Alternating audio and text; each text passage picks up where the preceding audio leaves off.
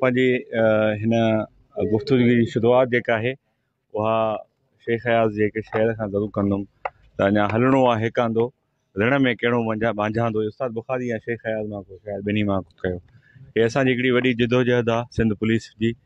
ऐं अगरि असां ॾिसूं त हिकिड़ी असांखे राति जी ऊंदाही नज़र अची रही आहे ऐं तव्हांखे ख़बर हूंदी त हर ऊंदाही खां पोइ हिकिड़ी सुठी ख़बर ईंदी आहे, माना सिजु उभरंदो आहे जेको आहे। काफ़ी सालनि खां वठी तव्हांखे ख़बर हूंदी ॾोहारियुनि सां कंहिं माण्हू टैकल न कयो। पुलिस डिपार्टमेंट जे तरफ़ खां बि फस्ट टाइम जेको आहे पुलिस उन्हनि खे टैकल कयो आहे। जागराणी जेके ॾोहारी आहे उहे रिसेंटली भरिया विया, उन्हनि जी रिएक्शन में इहे कमु थियो आहे।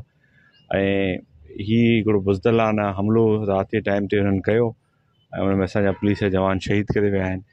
पुलिस जेको आहे उहो हमेशह तव्हां ऐं असां लाइ कुर्बानियूं ॾींदियूं। लास्ट टाइम जब आई जी साहब आया त ॾाढा हिकिड़ा ख़ूबसूरत जुमिला ॻाल्हायूं त हीअ जंग जेको आहे इहा सिर्फ़ु पुलिस ऐं ॾोहारियुनि जे विच में न आहे, पर आवाम ऐं ॾोहारियुनि जे विच में आहे, जंहिंमें तव्हां बि शामिलु आहियो।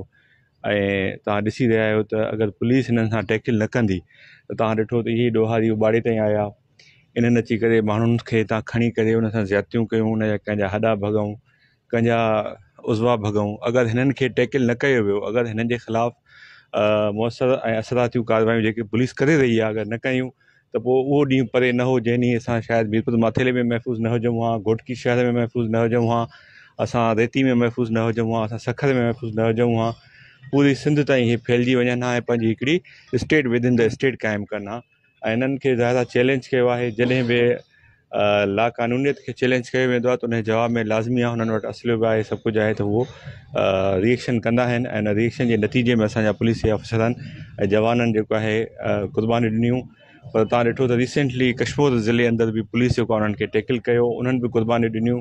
ऐं हीअ जेके क़ुर्बानियूं आहिनि असांजो हौसला जेको आहे न कंदियूं, जेको ऑपरेशनल प्लान जेको काफ़ी महीननि खां वठी हली रहियो आहे, तोड़े को तव्हांखे लॻंदो हूंदो त शायदि उहो तमामु स्लो आहे ऐं उनजा एतिरा घणा नतीजा नथा अचनि, पर सालनि जो मर्ज़ु आहे।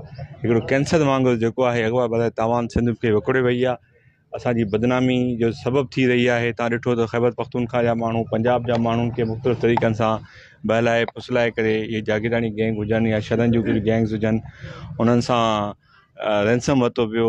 असांजी सिंध धरती जेका महिमान नवाज़ी तौरु मशहूरु हुई, उन्हनि जी बदनामी, उन्हनि जे हिकिड़े जेको सूंहं ई उन ते दाग़ आहिनि, इहे धाड़ियल जेका आहिनि। इंशाअल्लाह जो ख़ात्मो लाज़मी ईंदो हिकु ॾींहुं न हिकु ॾींहुं, ऐं उहो ॾींहुं